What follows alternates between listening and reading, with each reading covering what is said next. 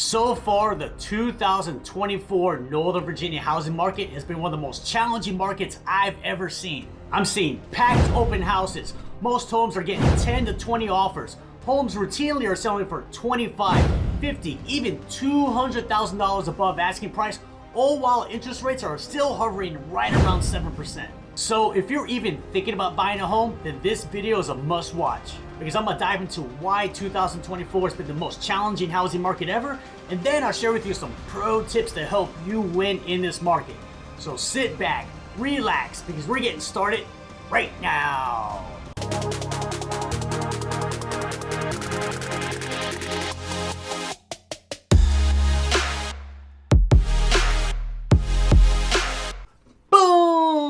Hey everybody, it's David, your favorite realtor, and welcome back to another video. So far, the 2024 Northern Virginia housing market has hands down been the most challenging market I've ever seen, even more so than 2021 when all this craziness first started. So what are the main challenges home buyers are facing so far in 2024? Well, first is we're sitting at all-time record high prices, with the average sales price of a home in Northern Virginia coming out to $746,000. And to put that number into context, the same time frame this time last year, the average sales price was only $688,000. The home prices are up 8.4% compared to the same time last year. And then continuing the same trend we faced last year is with historically low levels of inventory. There's basically no homes for sale. And then interest rates are still right at 7%. Now, there are signs that interest rates will go down maybe the second half of this year, but currently they're still hovering right around 7%. So what have I personally been seeing being boots on the ground with clients submitting offers on homes? Well, just in the past 2 weeks, I've had clients lose against 7 offers, 12 offers, 17 offers, and 25 offers. And it's impossible to beat out 25 offers. And if you actually happen to be the winner, you gotta ask yourself, are you really the winner? Because you're gonna drastically overpay for that house if you're beating out 25 other offers. I'm also seeing mediocre homes still get 5+ offers. I'm seeing packed open houses. You would think they're giving these homes away for free based on how packed the open houses are. So this is a very common scenario home buyers are facing so far in 2024. You go out looking at homes on the weekend, you find your absolute favorite house. Well, guess what? Chances are it's gonna be 10 other buyers' favorite home as well, and you're gonna go into the dreaded multiple offer scenario. And I'm not telling you to do this, but you will 100% be competing against other buyers who are waiving their home inspection contingency, waiving their appraisal contingency, and bidding way above asking price. And just so you know, pre-pandemic, it was unheard of to waive your home inspection and or your appraisal contingencies. Completely unheard of. Maybe I saw it once in like 7 years, but now it is commonplace. Also pre-pandemic, homes still got multiple offers, but you didn't have to go crazy above asking price to win. I used to win multiple offer scenarios only going like $5,000 above asking price, 10, maybe $20,000 for an A+ home, all while keeping your home inspection and appraisal contingencies in place. How much above asking price are homes actually selling for? Well, in the last 15 days in Fairfax County, homes that get multiple offers are selling on average for $45,000 above asking price. Yes, you heard that right, $45K above asking price. Now we go to Loudoun County, homes that get multiple offers sell on average for $33,000 above asking price. So yes, this is extremely frustrating for home buyers, and they can get very discouraged, especially after losing 5, 6, even 7 offers before securing a house. And all this craziness started literally January of 2021, and I cannot believe we are starting year 4 of this crazy competitive market. I never thought we would actually get to this point. Now let's look at home affordability. With all-time record high prices, 7% interest rates, this really affects buyers' purchasing power. So let me share with you how much interest rates affect your purchasing power. So let's say it's January of 2021 and you're looking to buy a house and you want your monthly mortgage payment to be under $4,000 per month.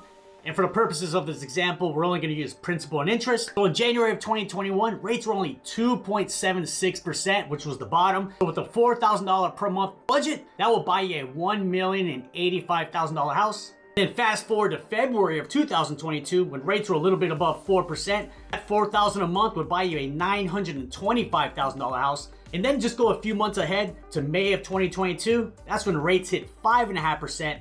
That $4,000 a month will buy you a $780,000 house. And then fast forward to September of 2023, when rates were 6.5%. That $4,000 a month will buy you a $700,000 house. And fast forward to today, March of 2024, when rates are a little bit above 7%.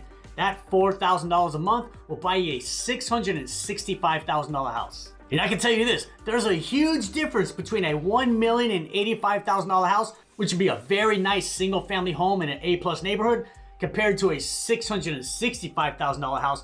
That will not be a single family home. That will 100% be a townhouse or maybe a townhouse style condo. So higher interest rates have 100% crippled home affordability. So how much do you need to earn to comfortably afford the average sales price home here in Northern Virginia? Well, let's find out. So the average sales price of a home here in Northern Virginia is $746,000.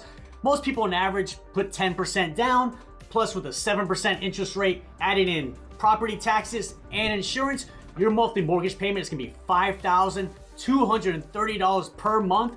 And most financial experts, they recommend not spending any more than 30% of your gross monthly income on your mortgage payment.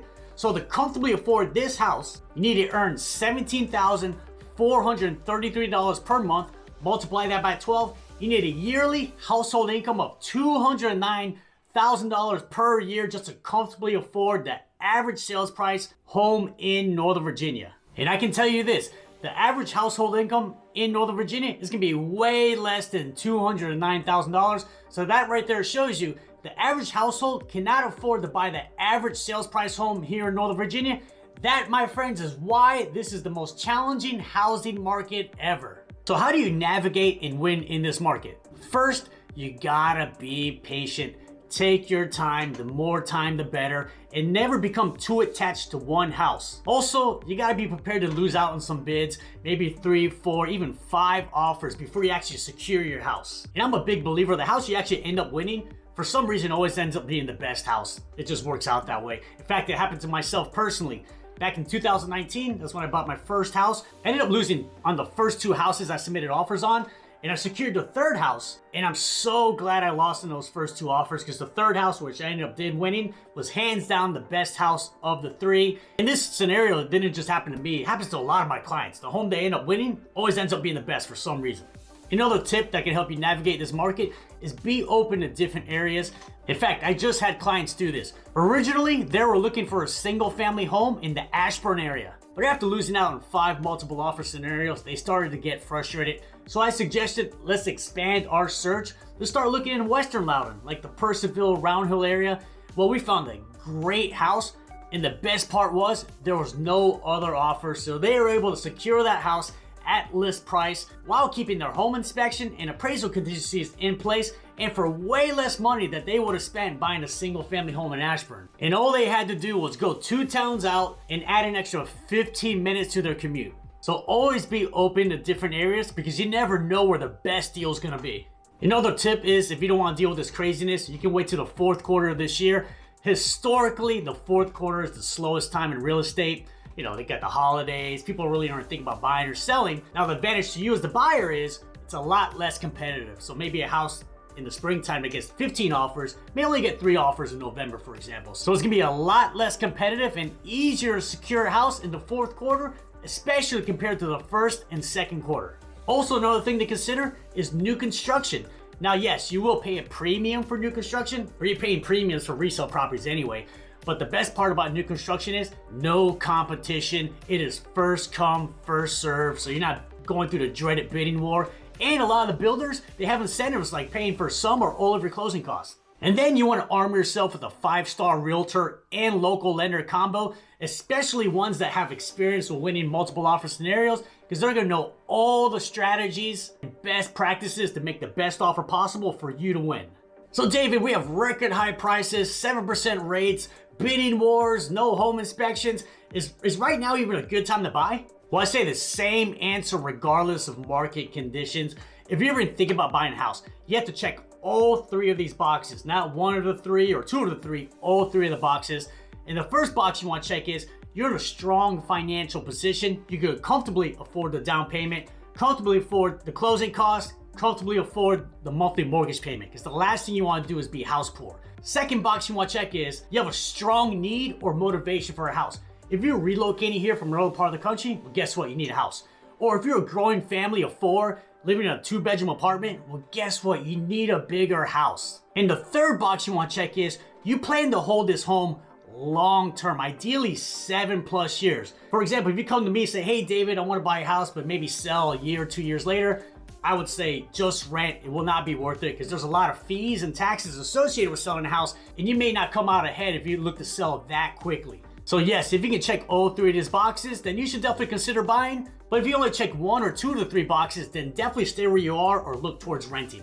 So yes, it's been a very frustrating and challenging housing market so far here in Northern Virginia, and I hope there's some relief in sight.